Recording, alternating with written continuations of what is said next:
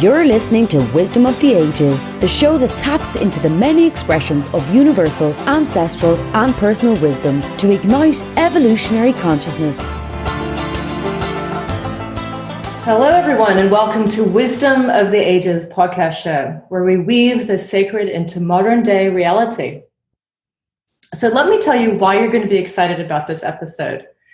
My brilliant guest is a psychic and miracle worker, and we're going to be speaking about angels. And first, I'm going to begin with a wisdom quote by Joanna Garzilli. You are far more than your body and your mind. You are first and foremost a spiritual being, a mind and body animated by spirit. At your best, you are an expression of love and a demonstration of beauty, someone creative and inspiring. That definitely describes my guest today. So I would like to introduce you to a living angel. Joanna Garzilli is considered the leading world authority on intuition, and she acts as a guardian angel coach.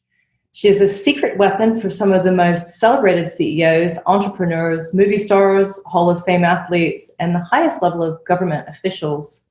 She's also the author of several books, including Big Miracles, which was published by HarperCollins, and we're going to be talking about that book today. So welcome, Joanna. Thank you, Anne, for that beautiful, heartfelt introduction. Well, I have really wanted to do a show with you for so long, and so may the magic begin. Indeed, may it begin and continue. And continue. I absolutely like that. So I like to always begin my show with asking, what wisdom would you like to share with the world today? Well, firstly, I feel the wisdom just in showing up.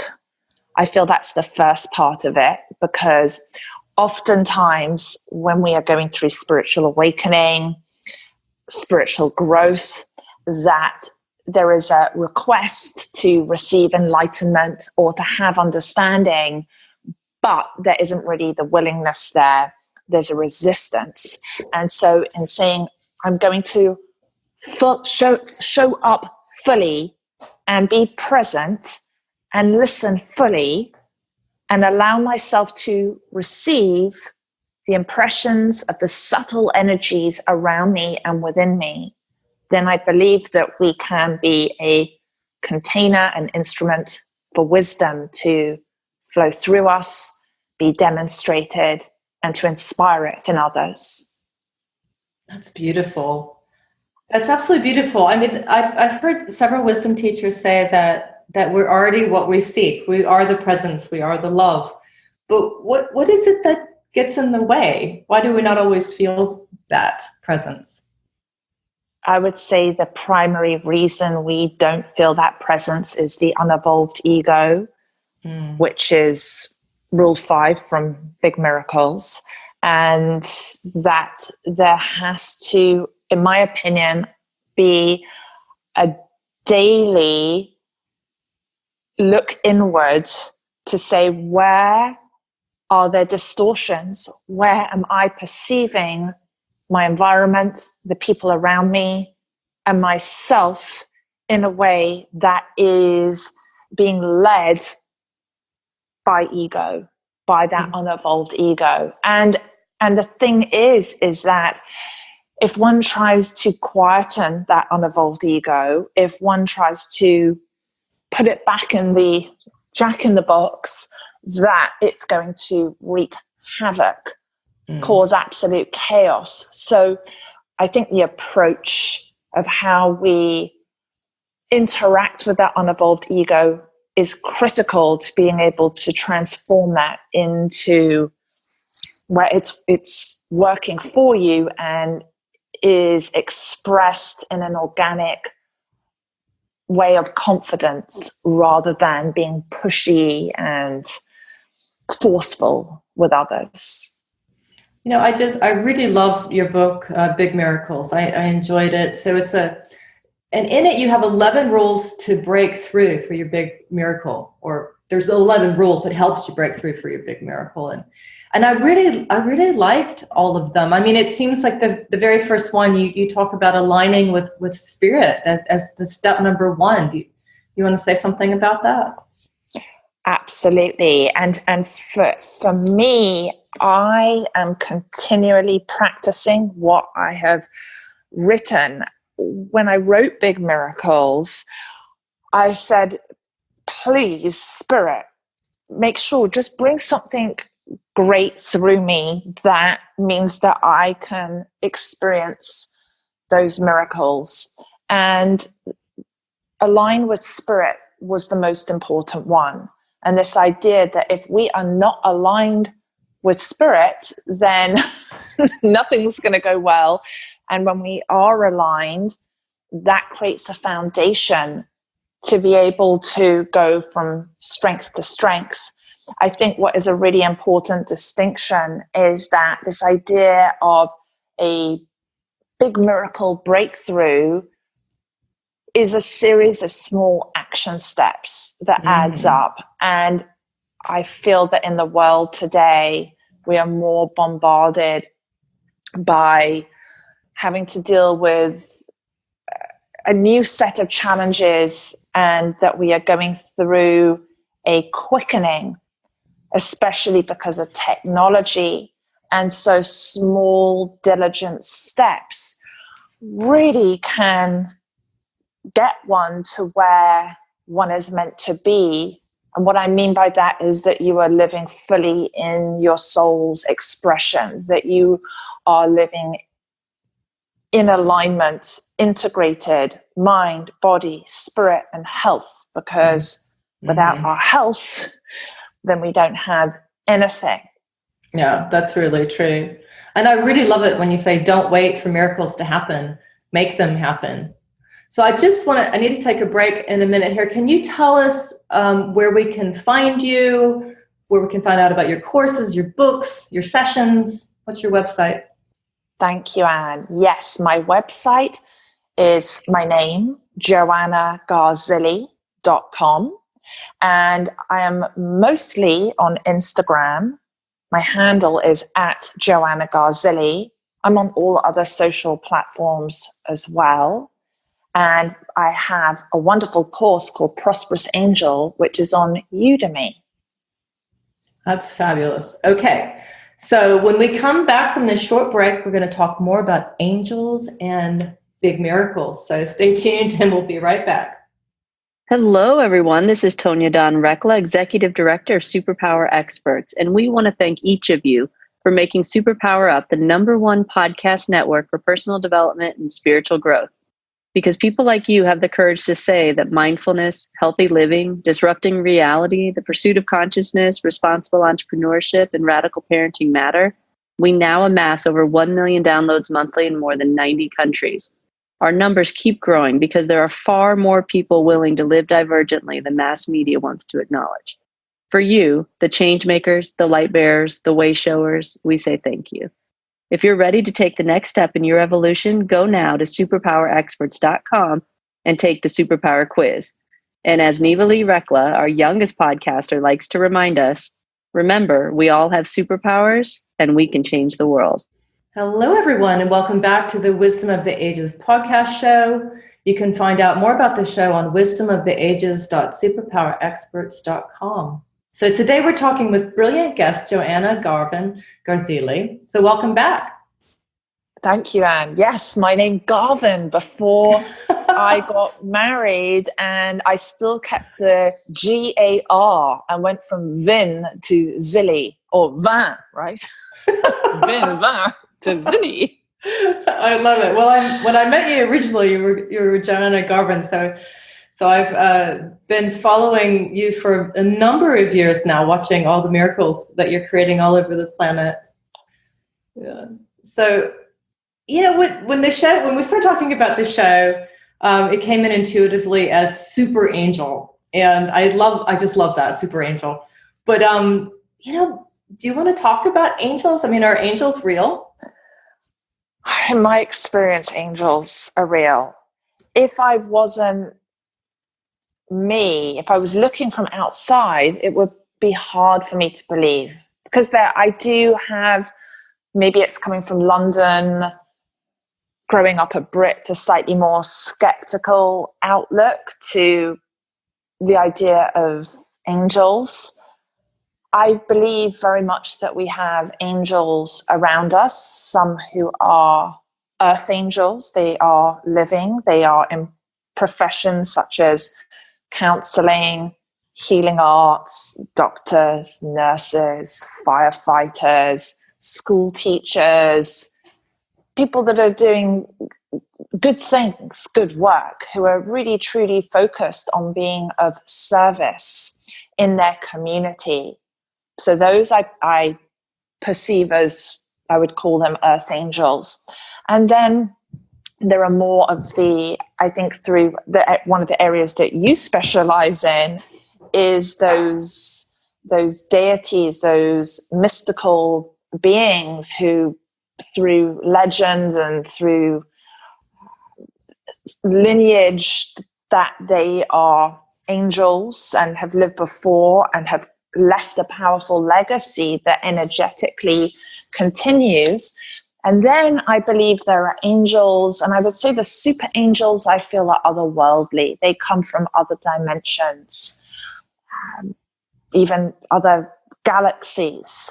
And I feel that those super angels are on ray frequencies that connect more in with quantum physics, light, color, sound, and they move beyond time and space. And I could talk with you for hours. Well, we have talked for hours about that stuff.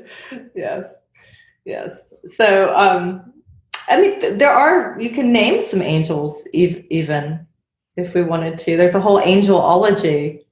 I know in the Kabbalistic tradition, we have Michael, Gabriel, Raphael, and Uriel, who you call to stand around you in the four corners. So there's some super angels. Absolutely. Archangels. And up in Glastonbury Tor, I have gone there and had quite an experience. A crazy storm came in and a lightning bolt hit the Tor. Ooh. When I was up there calling in Archangel Michael, doing a spiritual activation. Wow. To bring in energies. That was wild. And I feel that does make sense yes. too, because in the Celtic tradition, I found out from the Druids recently that lightning is considered the fifth element. And so you would be up in the Tor and you might be working with air, fire, earth, and water in the sort of more ancient sense, the grounded sense. And then, I mean, the Tor, for people listening, is a very sacred mountain in the southwestern part of England. And it's a pilgrimage place, and it has been, some say, for 25,000 years. So it's the British Jerusalem, really. And the Druids had been there. There's all kinds of practices, layers. Everybody worships everything there. It's very, very multi-faith. But the Druids are quite well known, and they do say that the Tor, when it's fully activated, and supposedly all 7 centers can be activated there, and it's activated by lightning. So how perfect is that?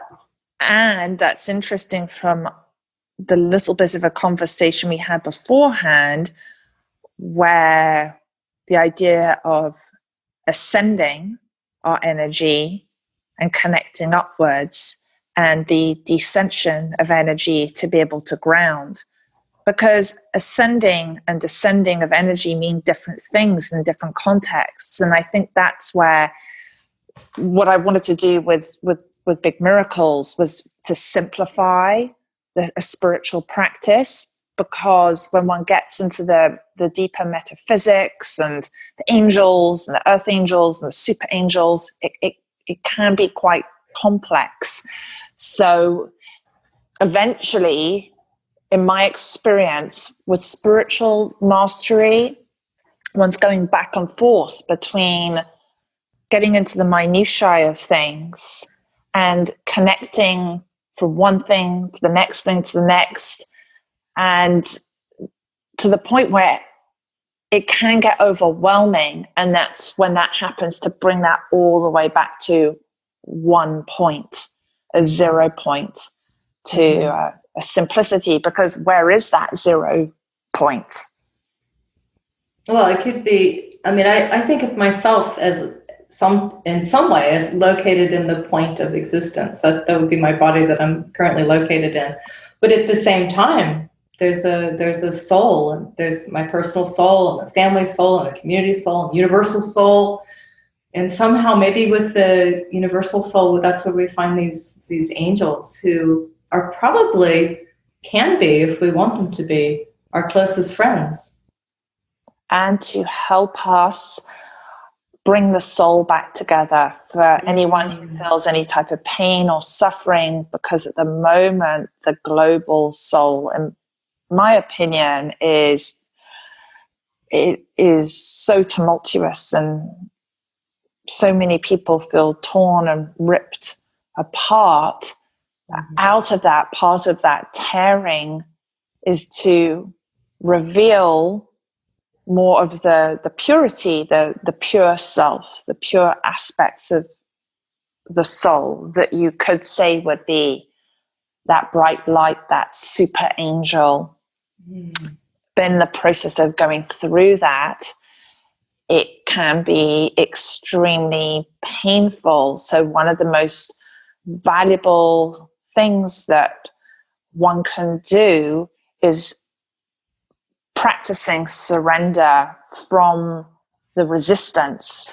But part of what we resist is making us stronger. So I think the biggest challenge that I see people go through, and this is where the use of and practice of using one's intuition is so helpful, is asking oneself, do I need to surrender? Do I need to let go of something right now? Do I need to simplify? Do I need to declutter my mind, my body, my space, my home? Or is it that I actually need to be with this discomfort a little bit longer, and from there, my resistance is making me stronger, more robust, to not get whipped around in these psychic storms that are happening globally within a collective consciousness of different groups of people, where their thinking is panicked or greedy or fearful. If you end up in one of those storms and you're someone who has a gentle soul, or you're introverted, or you're really wanting to do good in the world, then one needs to hold on and resist. And it's almost as if one gets carried to a place or a point where you can go, oh, okay, now I can just let go and drop those weights, i.e. drop that, whatever that collective energy is, and then move into a higher frequency. It's so abstract. It's easier almost to draw it in a picture. It would look like some crazy type of, you probably need like a 60-foot painting. You draw a lot of that. I mean, I'm looking at your 11 rules. The second one is to become a spiritual vehicle. And of course, one of my great loves are the stories of the Holy Grail. And of course, the Holy Grail is a spiritual vehicle, really, ultimately, that can handle the lightning. You know, so really, there's something about the you know, if we're lucky enough, not everybody's had the experience, but if we're lucky enough to have been touched in some way by, you know, and it happens in many different ways, but maybe you're in India and the guru gives you Shaktipat, and all of a sudden, you have an awakening and you realize, oh, I'm love. Of course, in the beginning, that usually only stays with you if you're lucky for a day or so. Yes. Might only be a few minutes. But once you've had that experience, once you know, ooh, there's something bigger than this little contracted ego here. There's something magnificent. Oh my goodness. Then you're on the quest. And I mean, for me, my first experience happened in it was actually Germany with Mother Mira, and I had darshan with her, and boom, all of a sudden, all of that suffering and pain and distortion and all the things that are part of the ego, it shattered. And all that was left was this loving light, this bliss. The only problem was nobody could get me out of it, you know. It went on for quite some time. So I think, you know, and I know this happens in a variety of ways, and we're at this time of collective awakening, which really makes me feel like there's hope for the planet, because so many people are saying, oh, yes, yes, yes, yes. I know, I've had this experience now. I know I've committed to my breakthrough. That's your your third rule there. I've had the breakthrough, and I can forgive the mistakes. I'm not really this ego. I'm something else. And then you can be moved by true nature. You can believe in your talents and your abilities, because they're just naturally moving within you. Absolutely. It goes back to it as a spiritual practice. And I think that thing of that lightning, that activation that occurs, is, for some people, suddenly the world doesn't, it's sort of like the movie The Matrix, where when you wake up and you go, this is just all manufactured. What is this? Who am I? Why am I here? What's my purpose? Some people can't handle it. They check out. They kill themselves, or they get heavily into some form of addiction to something. Many people. If one can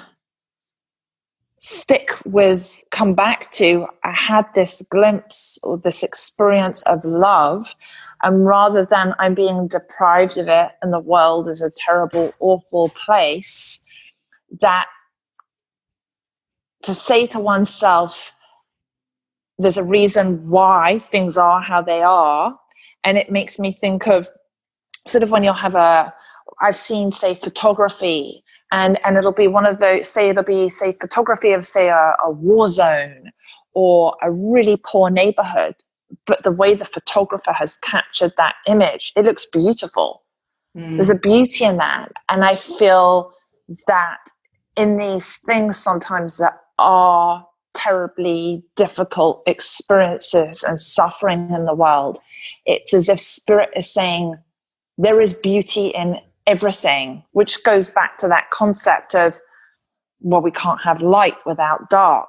And so shadow is part of what helps us grow, and goes back to that idea of resilience. So I feel this is where it is so important each day to come back to that idea of getting aligned, because we can have absolute moments of clarity and then fall into feeling totally lost and in despair. But what I do know is, from practicing all the rules in Big Miracles and having guided many people through that process, is that the falls, the dips, or the periods of sadness or pain, or for some people despair, gets less and less and less, and is replaced with more peace, more happiness, more clarity, more joy. It's just one of the keys is about being consistent to the best of one's ability. That's where I always go, what's a small action one can take each day? And if someone is having a really rough day or doesn't feel well, they're not maybe going to go and do some big action. It needs to be something small, and it might need to be doing that small action 10 times to then get to the thing where you're going to build up your courage to do that thing that's going to make you feel amazing. Exactly. And I have seen with people too, once they have had their Satori experience or their awakening or their flash of light or this ascendance experience. And of course, most of our religions are based around ascending out of our bodies and into the realm of the mind and ultimately spirit. But of course, once you do that and you realize, oh, I'm not my body-mind complex, that's actually an illusion, I'm not there, and you're in this other space, the only other thing you can do at that point is either die, actually, or turn around and you descend. And you descend back into the body with with an incredible amount of insight and wisdom. And of course, there might be a lot of going up and down and back and forth until you realize that, well, the duality game is a game, and actually the world's ultimately non-dual. And so ultimately, that's when you start to understand that in the largest picture, we're all love, whichever path we're walking. And that is why, as well, with Big Miracles, there is a focus upon career, money, health, and love.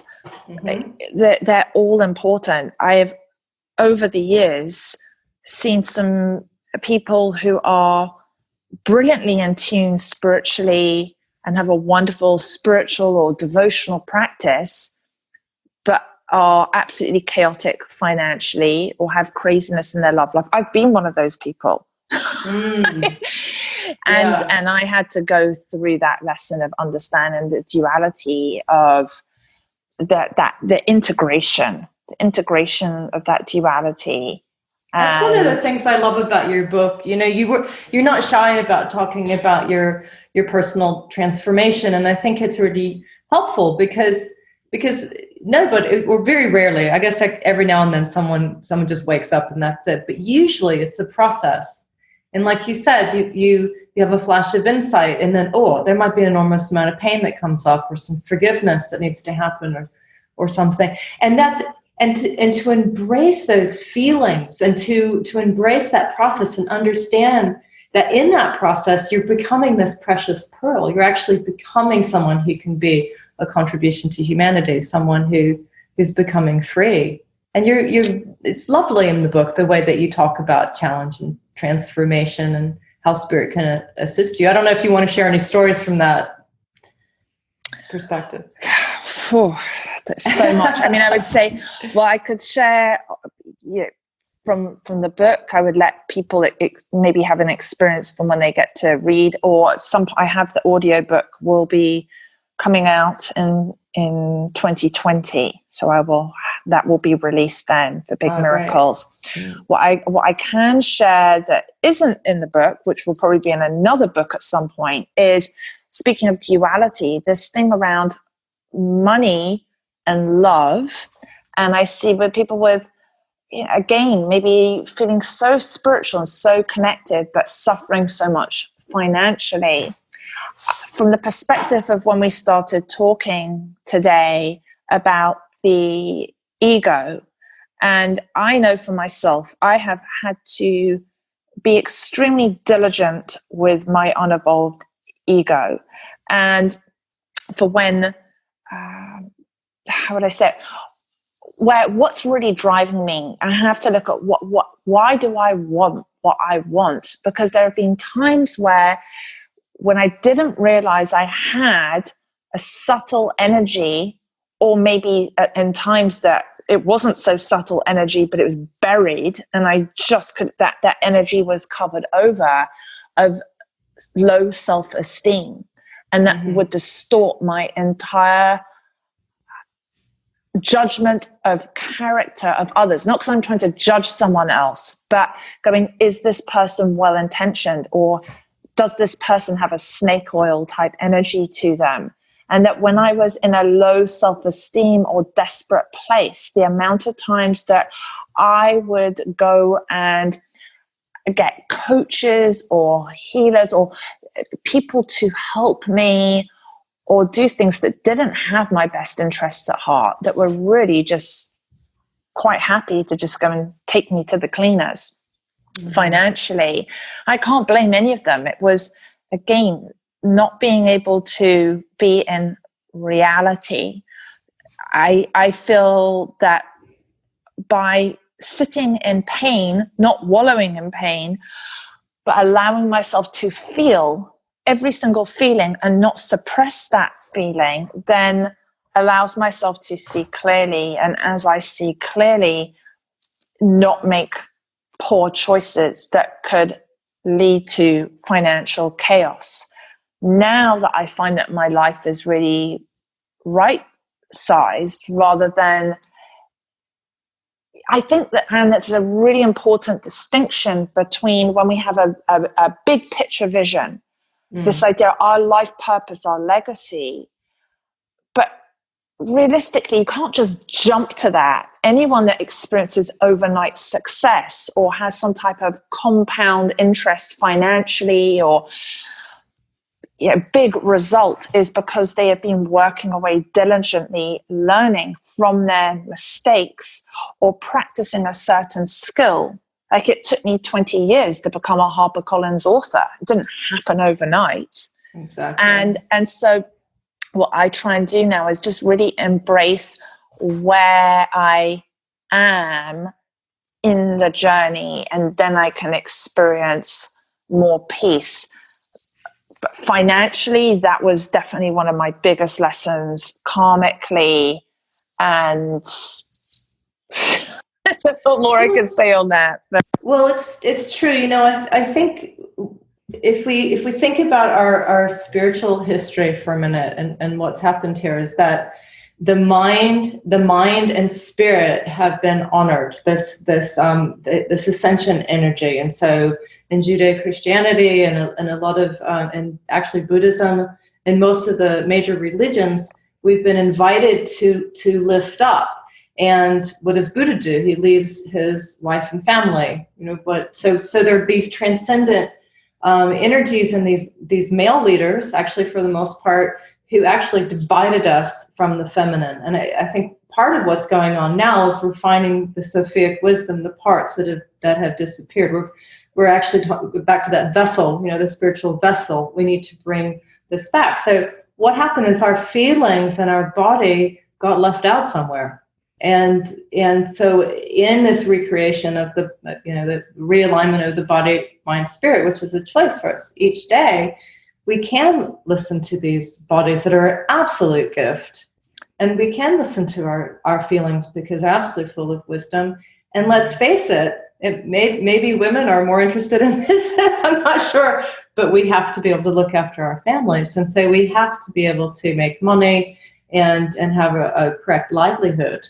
So, and to bring in that, to really be that spiritual vehicle, my understanding is then we need our bodies to be really healthy and to be responsible with our finances, but to have a strong foundation financially. So if our body and our bank balance is healthy and strong, and one can feel at ease, then one can be open to receiving those blessings from spirit, that Shaktipat that you refer to it as. So it is that, I think it's a dance, but back and forth between, I'm going to focus today on ascension and connecting up to spirit because I need to live in more integrity. And then, okay, you know what? I'm really connected to spirit right now, so much so that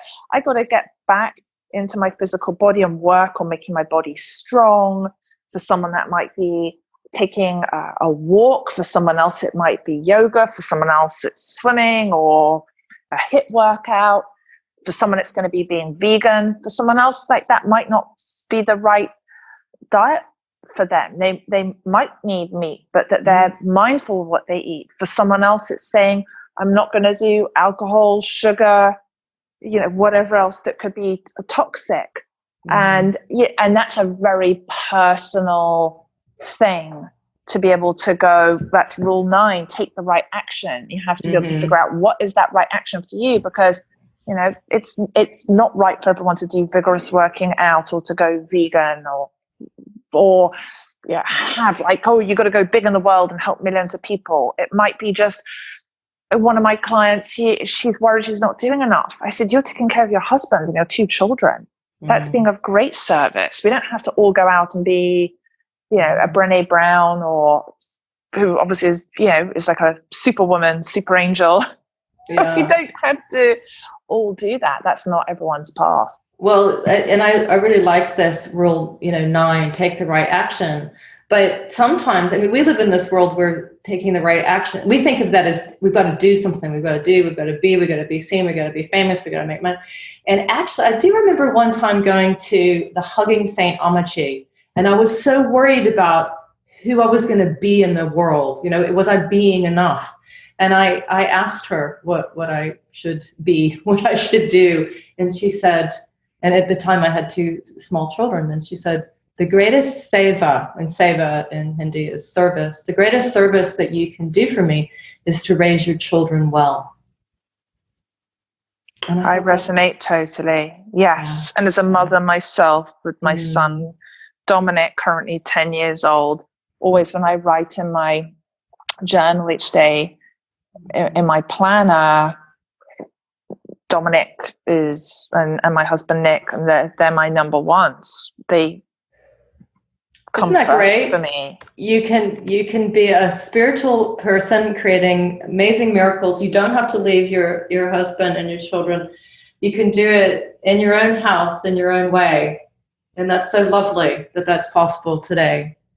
Yes. So your 10th is be of service. I mean, it does seem like if you've connected in, you've had amazing insights. You've had moments of total awakening. Maybe you're even living in a state of awakened enlightenment. Maybe you're going back and forth. Who knows? But at that point, once you're free, once you're pretty free. I mean, usually everybody's working on something, but once you're fairly free of that ego structure, what's next? It really is to turn around and be of service to the person next to you. And with rule 10 being of service, it could be making breakfast for your child each morning. It could be taking out the trash for your neighbors. That's something that we do currently. It could be going and gifting a session to someone if one works within the healing arts, or as something in caring for others. It could be something of creating a breakthrough technology for the world. I mean, again, this is where it's such a personal thing. It could be being of service to oneself and saying, I'm going to put my feet up with a cup of tea, or I'm going to lie down and give myself a 10-minute break, because in my experience, spirit guides, angels, they will go 24/7 with you unless you say, I've got to slow down, I've got to stop, because it's a different experience in the spirit world of how our experience of time and space in this physical dimension is very different from in other dimensions. So is exploring other dimensions part of getting outside of your comfort zone? Rule number 11 before the big breakthrough. It's this, and more get outside of your comfort zone is one of the focuses in that chapter, in that rule, is calculated risk.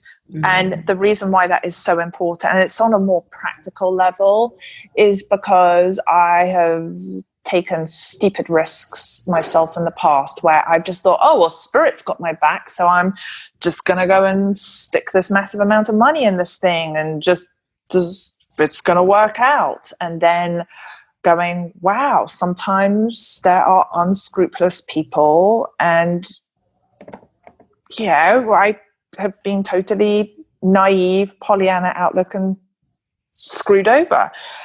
But that was my own mistake. So I feel calculated risk is very important.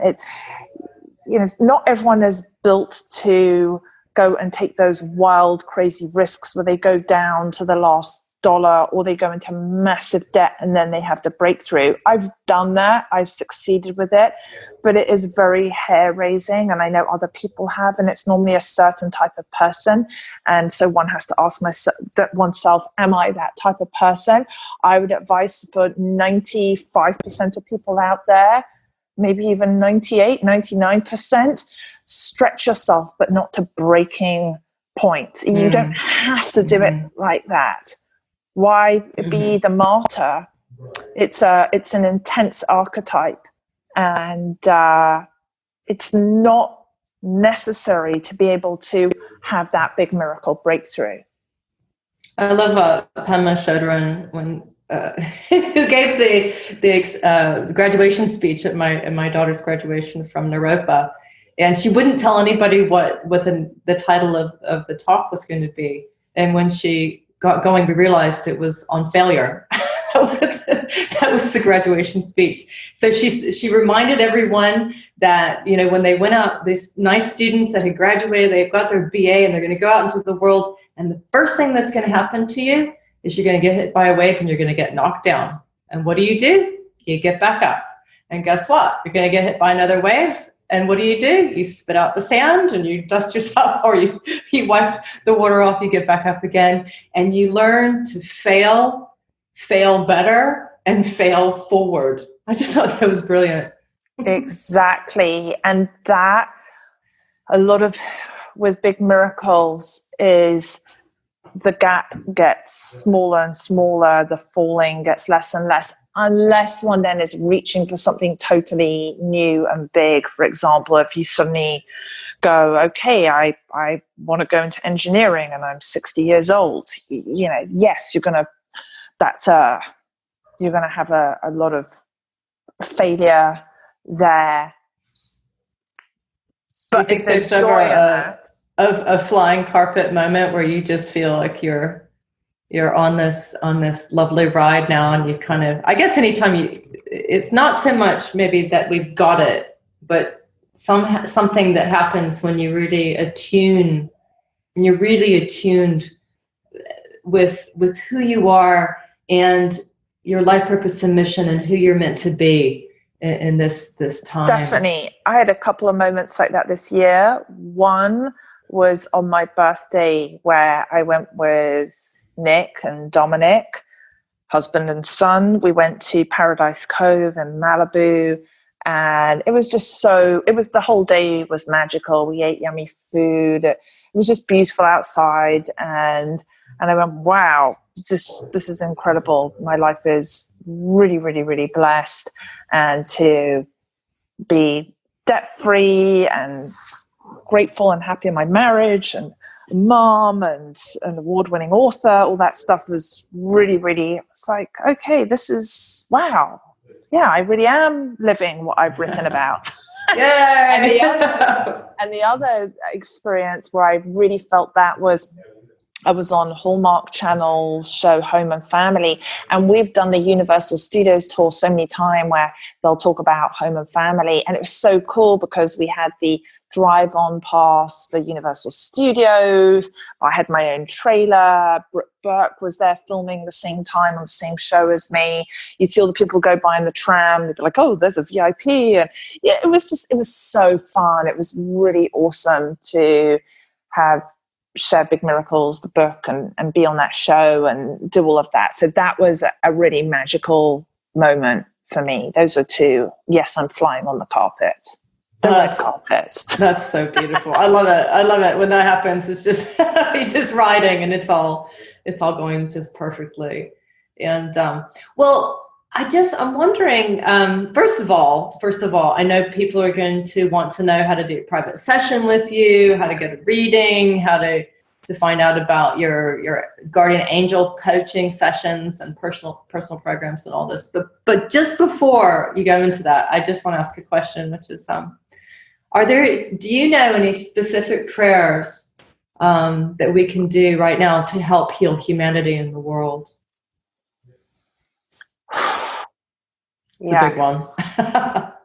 Well, see, the thing is that my feeling on this is that to help humanity and to help the world, we have to help ourselves first, not in a selfish way where we're greedy, but really from a perspective of understanding who we are, self-care, deeper understanding. And then when we are filled up, we are lit up, and then we get to be that light and that shining example for others. So there are 7 sentences that I wrote down where people could fill in the blank so that they can step into being of more service and trusting the best way for them to be of service. Because there might be a day where you want to go out there in a big way, or be part of some event, or run an event, or it might be just at a very, very simple level of helping a loved one. So for each one, I'll say them, and then when I stop saying something afterwards, one can fill in the blank, right? So, number one, I will ground myself by. Number two, I will create. Number three, what lights me up is. Number four, what makes my heart sing is. Number five, what needs to be said is. Number six, I see. Number seven, I know. And the answers could be the same each day. Some could be the same, some could be different. They could be totally different. It would be a really powerful practice to do for 7 days in a row, 30 days in a row, 90 days. You don't have to lock yourself into something. I think it's very important to listen to one's soul's, the needs of the soul. So for example, like for me, I know today I would say I will ground myself by exercising. I will create happiness. What lights me up is my husband and son. What makes my heart sing is being on your wonderful podcast. Oh, that's good. What needs to be said is the truth in a simple way.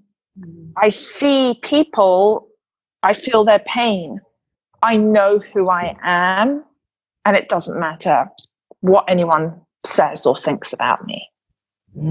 That's powerful. That's powerful. Busting the projections there. So this seems like a path to direct knowing, where you. Yes. Yeah, that's really powerful. When we know there's no, let me go and be of service to humanity, or let me go and take on, I think of Atlas, and Atlas holding the world on his shoulders. I mean, he was strong.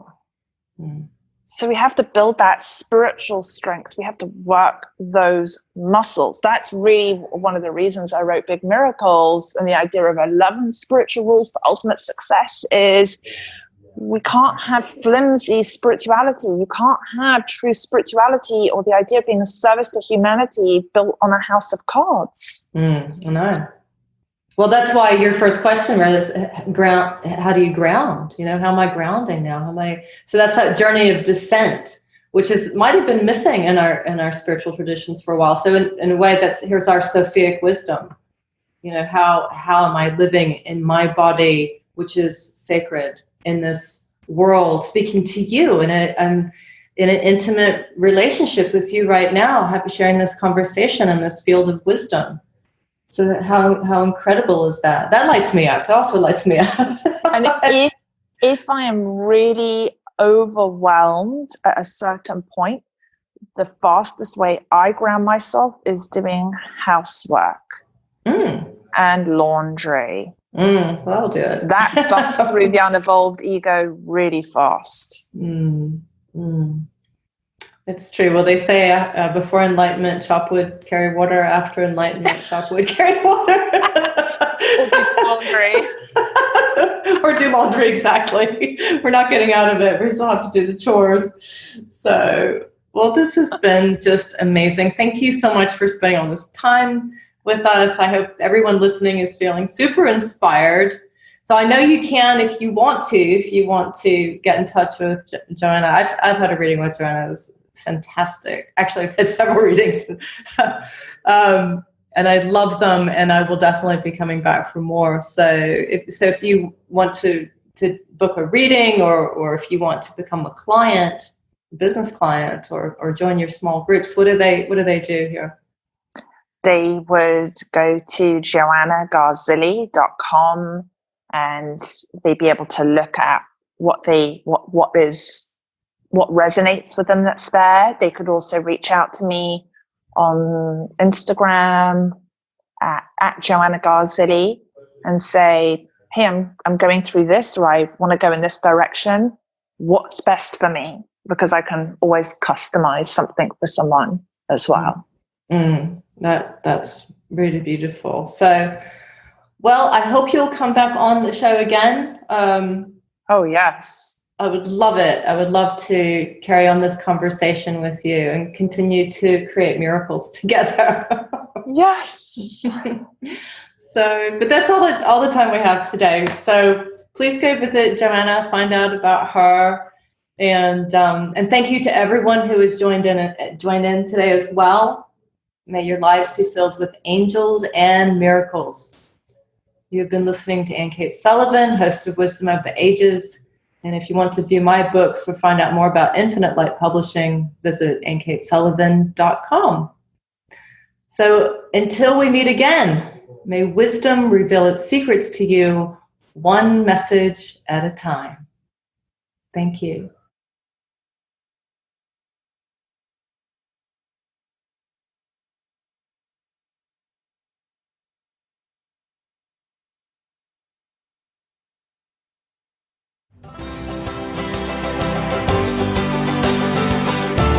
Are you ready to discover your superpowers? Go now to superpowerexperts.com and take the superpower quiz today.